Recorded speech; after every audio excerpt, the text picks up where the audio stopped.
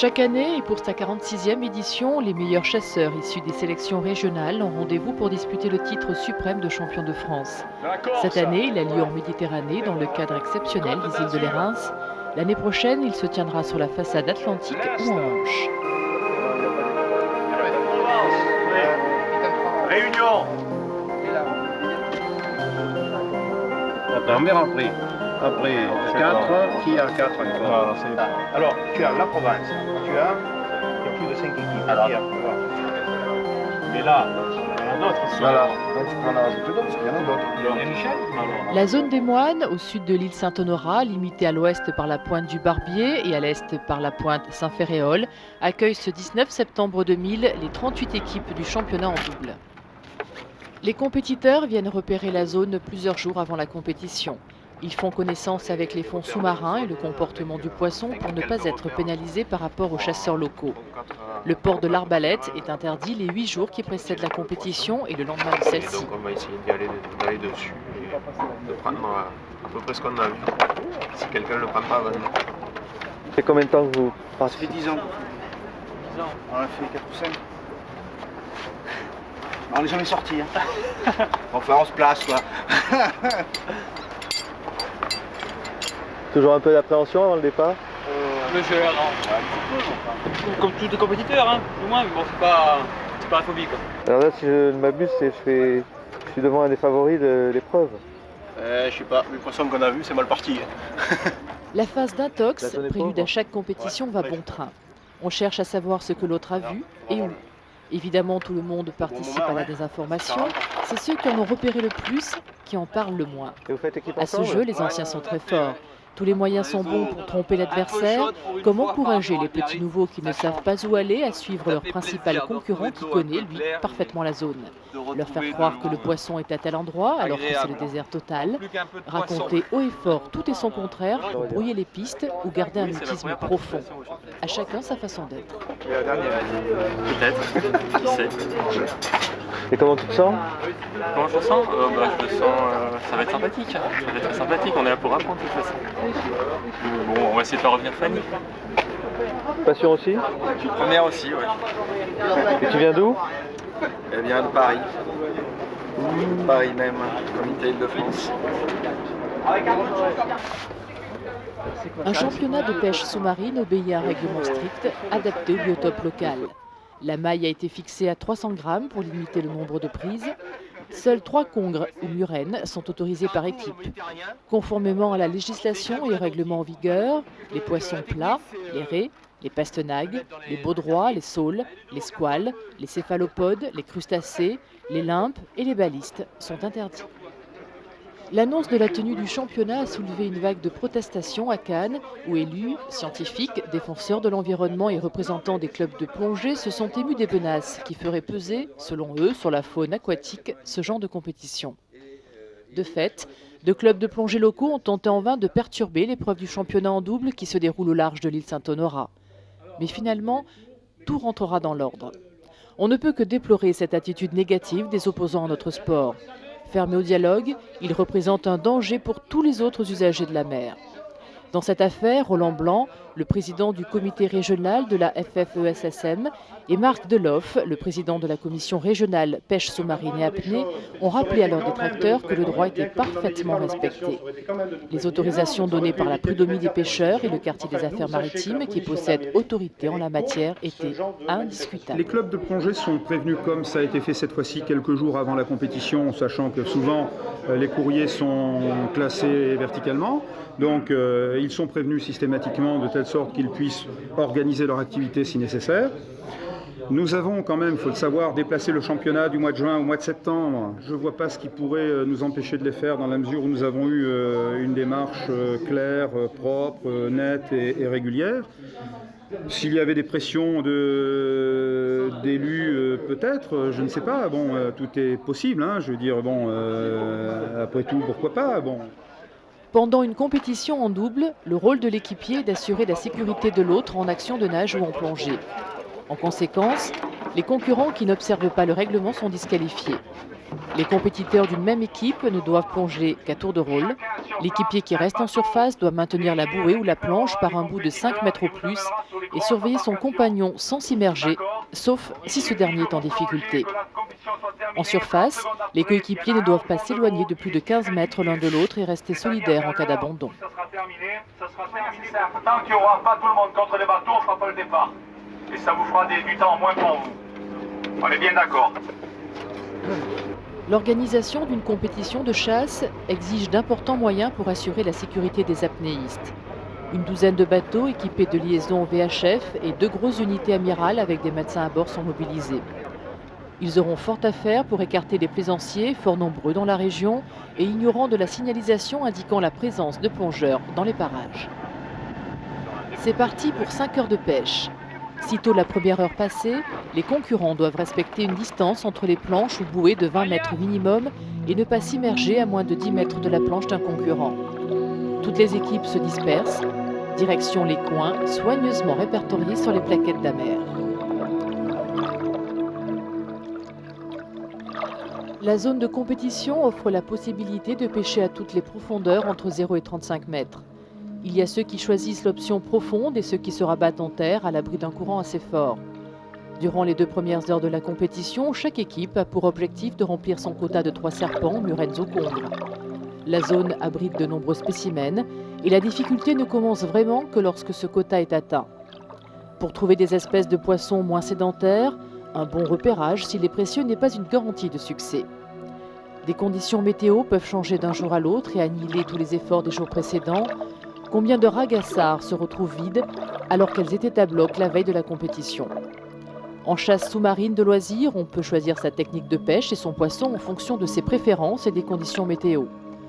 En compétition, bien chasser à trous est indispensable. Les prises les plus communes sont les labres, les chapons et les mostelles.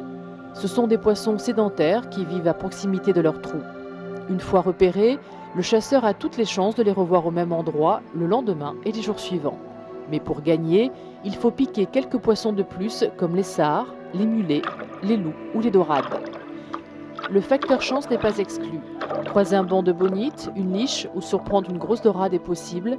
Sur 5 heures, tout le monde ou presque a sa chance, à condition d'être au bon endroit. Les bateaux de surveillance qui sillonnent la zone s'échangent des informations. Il y a une belle pêche à l'est de la zone. C'est une équipe provençale, Melchion et Vanelli. Les Azuréens Ray et Buffet ne s'en sortiraient pas trop mal non plus. On parle aussi des frères Corselli et de l'équipe Serboni-Girard. Les spéculations vont bon train en fin d'épreuve, mais il est difficile de savoir.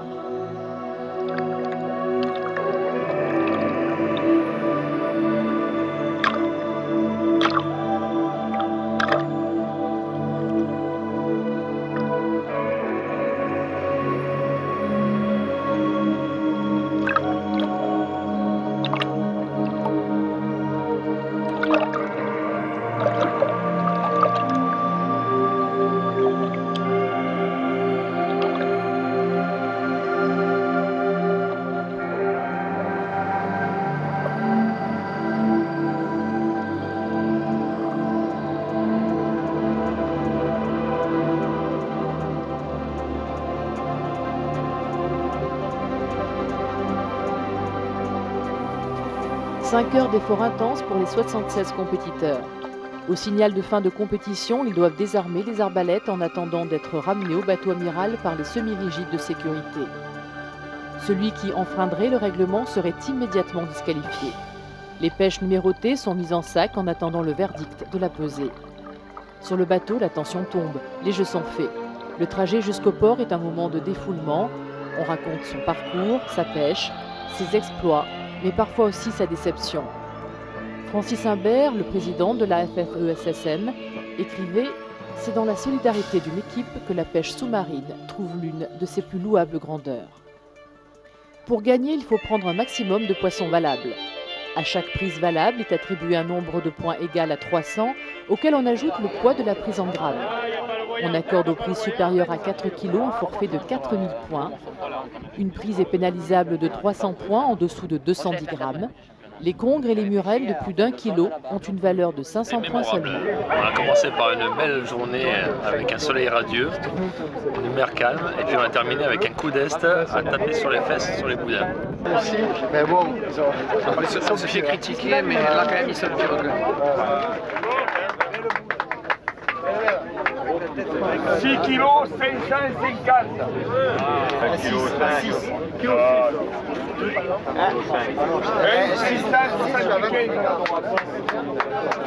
Sur les îles des Lérins, c'est une des zones, à mon avis, du championnat de France 2000 les plus poissonneuses. C'est une zone de petits fonds en règle générale, donc on vient moins de se débrouiller sur du petit fond entre 0 et 15 mètres de fond. Il y a pas mal de lasagnes, de chapons et de petits sards. Des serpents également, donc murènes et congres. 8 qui passent, que j'arrive et qui en est 5e.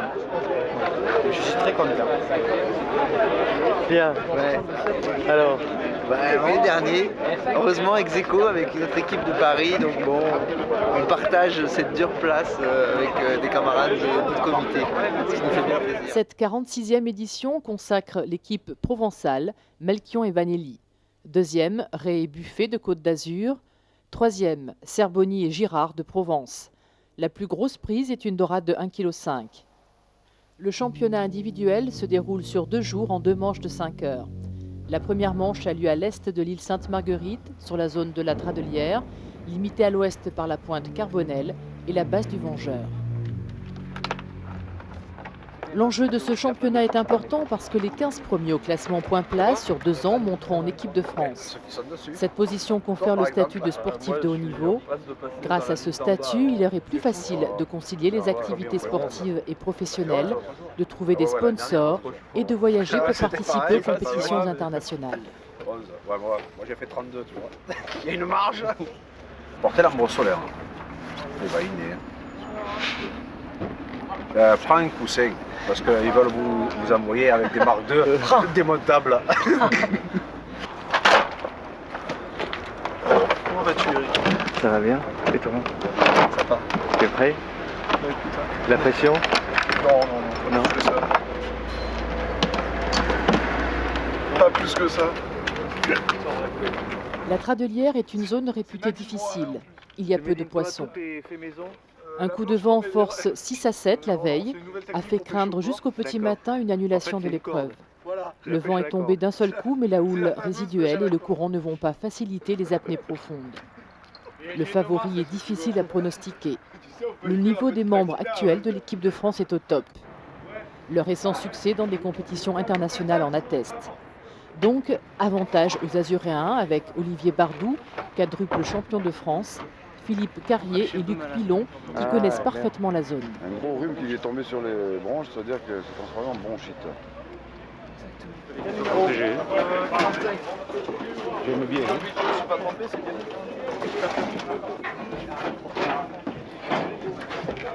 Ton rhume, Bruno. On se met à l'eau et on va essayer de briller sur ce moment-là. Non, j'en ai déjà bouffé là, c'est une guerre. Après, il montait, il me dit, il me faut un suivant.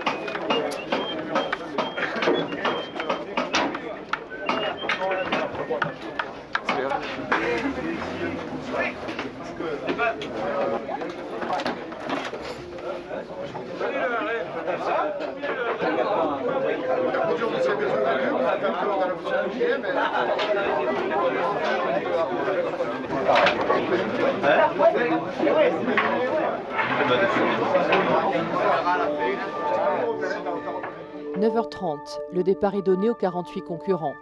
La plupart se dirigent vers la côte. La houle qui frappe encore les rochers du bord incite à venir prendre quelques sards et mouler dans l'écume. À ce jeu, il faut être extrêmement rapide et précis. Gérard Ségura, passé maître dans cette technique, en tira le plus grand profit. Il restera en terre toute la compétition, accrochant une quinzaine de poissons, plus 2 congres et une murène. Jean-Christophe Silvestri, posté dans une faille sur le tombant de la Tradelière, va prendre 7 poissons, dont 4 chapons et une mostelle, plus son quota de serpents. D'autres, au contraire, vont s'enlarguer, comme Olivier Bardou, Bruno Noguera, Luc Pilon, Loïc Dallomel, Philippe Carrier et Sylvain Pioche. Ils pêchent tour à tour entre 20 et 35 mètres. Mais comme l'avant-veille, le courant est trop fort pour pêcher efficacement et longtemps à cette profondeur. Probablement à cause de ce même courant, les poissons repérés ne sont pas au rendez-vous. De leur côté, Olivier Marticorena, Fabien Romano et Bernard Fernandez, dans moins d'eau, accrochent régulièrement du poisson à la planche, creusant l'écart avec les profondistes. Il reste encore 2h30 de compétition. La houle tombe. À ce stade, rien n'est joué, le poisson se déplace.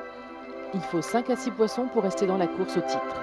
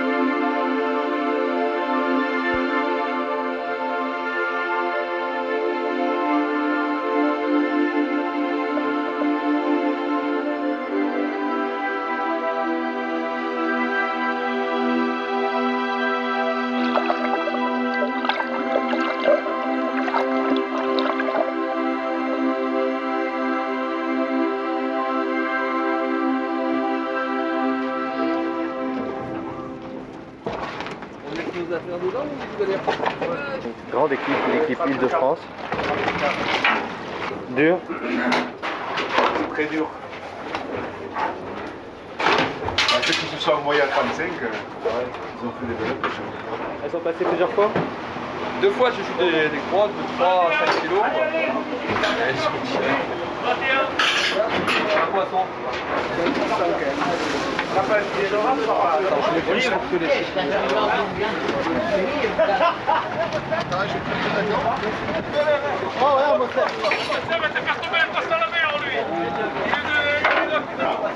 Il ne fait pas 2 kilos?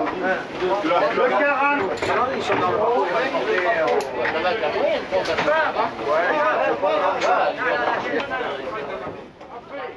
Au total, 150 poissons sont pris pour un poids de 76 kg, soit 3 poissons en moyenne par compétiteur. On compte 4 bredouilles pour cette première manche, comme quoi les meilleurs ne sont pas à l'abri d'une contre-performance. On est passé sur, on va dire, 800 mètres, 1 km à peu près.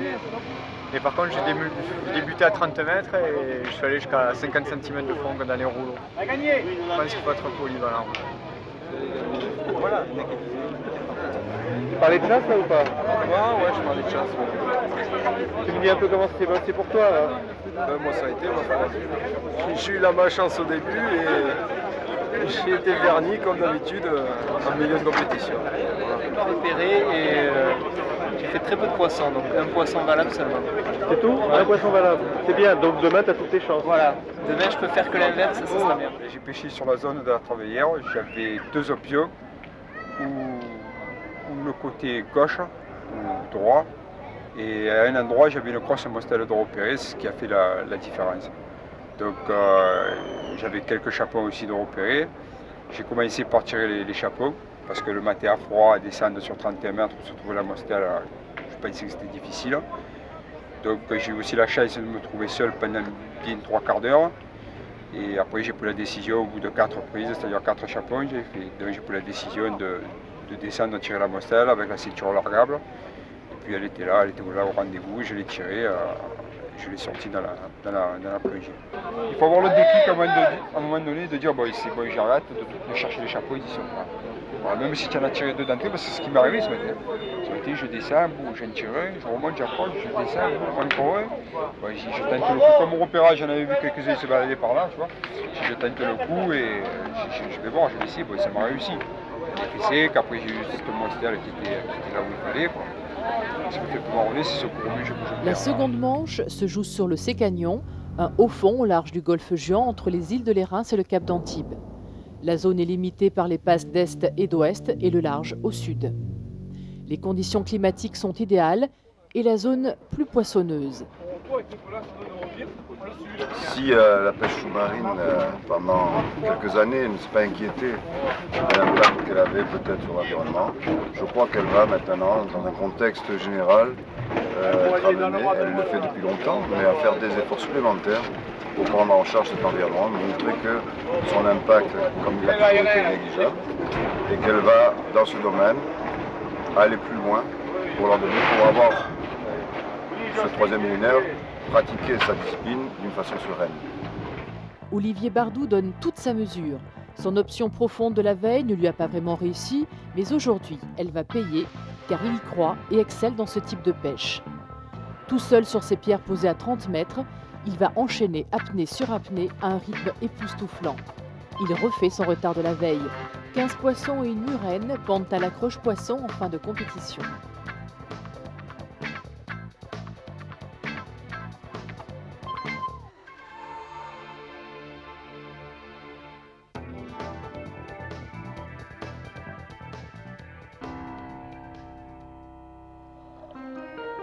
Fidèle à lui-même, Gérard Ségura va chercher les poissons sur les petits fonds.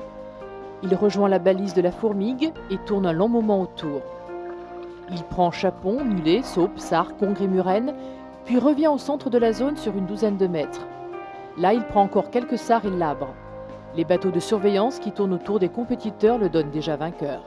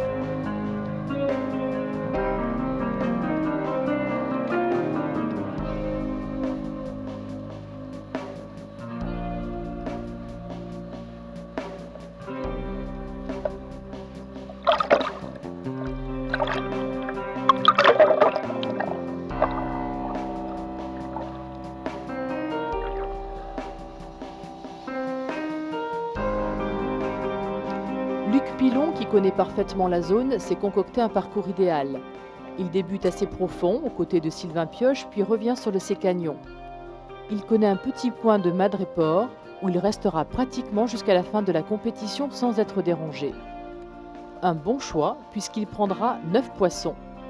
De leur côté, des Rosa, Di Meglio, Corselli, Delomel, Lossi et Dao Van Tru pêchent bien.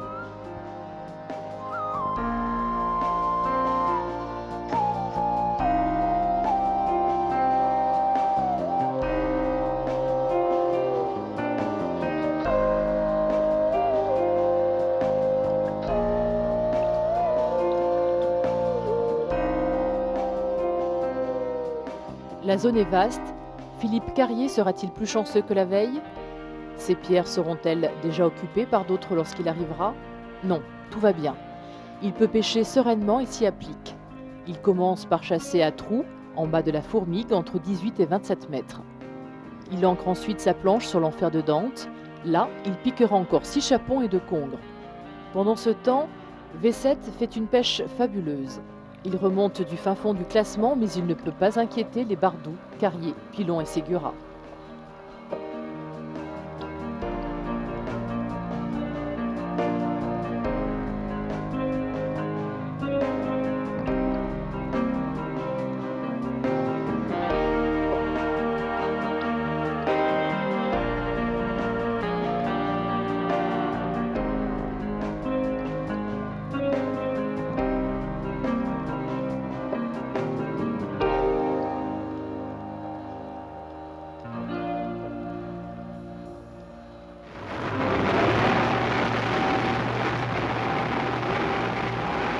départ, c'était pas loin d'un plateau. Ce plateau, donc j'avais environ 4 trous à regarder pour les serpents, donc les fiélas. Je pensais faire vite mes serpents pour pouvoir après essayer de chercher du poisson. Donc ça a marché puisque un serpent que j'avais repéré, je suis arrivé, il était de travers mais je ne voyais pas la tête. Premier coup de fusil que j'ai donné en plein corps, j'ai dit comme ça au moins je le sors de suite et je m'en vais.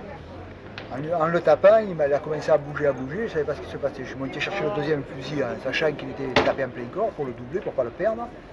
Quand je suis redescendu pour le sortir, à ce moment-là, je me suis aperçu qu'il y avait une murène et un filet dessus. Donc déjà, alors j'ai tiré de suite pour les doubler, je suis remonté en surface et je me suis rendu compte que le filet s'était pris sur le côté et commençait à se déchirer. J'ai commencé à défaire tout en ayant la tête dans l'eau, j'ai commencé à défaire le 60 de la planche et hop, le filet s'est décroché, il est parti. J'ai lâché la murène avec le fusil, j'ai chargé vite le fusil et le filet je l'ai suivi et je l'ai tapé. Je suis remonté avec les 2 poissons.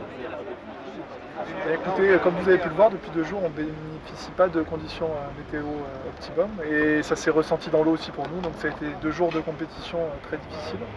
Surtout aujourd'hui parce que l'état de la mer et le Mistral qu'il y avait hier ont levé un fort courant, ce qui nous a beaucoup contrarié pour pêcher. C'est une zone où la pêche s'effectue relativement profond, entre 30 et 40 mètres, et c'était assez contrariant. Mais bon, sur la condition physique, on a réussi à C'est vrai que j'ai un désavantage du fait de mon jeune âge parce que j'ai pas eu la possibilité d'emmagasiner assez d'expérience de chasse pour pouvoir faire face, suivant toutes les conditions météo, suivant les différentes journées de compétition, avoir toujours le meilleur comportement possible. Le titre va se jouer entre Olivier Bardou et Gérard Ségura. Coup de théâtre, une réclamation est posée avant la pesée. Il y a des doutes sur la pêche de Gérard Ségura. Le jury se réunit et considère que des poissons ne sont pas frais et en conséquence le disqualifie pour cette deuxième manche. Olivier Bardou remporte le championnat de France pour la 5e fois en 6 ans. Un véritable exploit digne de figurer dans le livre des records. Tous les espoirs reposent sur lui pour les prochains championnats du monde et d'Europe. C'est aussi la victoire des Azuréens avec une magnifique 2e place pour Luc Pilon et une 3e place pour Philippe Carrier.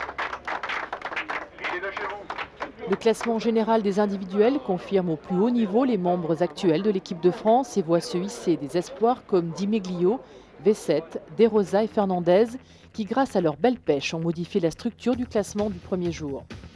Au total, 175 poissons ont été pris pour un poids de 93 kg, un peu plus que la veille mais une quantité raisonnable si l'on considère que l'on a affaire à l'élite de la chasse sous-marine. Ce championnat dans les eaux canoises était réputé se jouer très profond.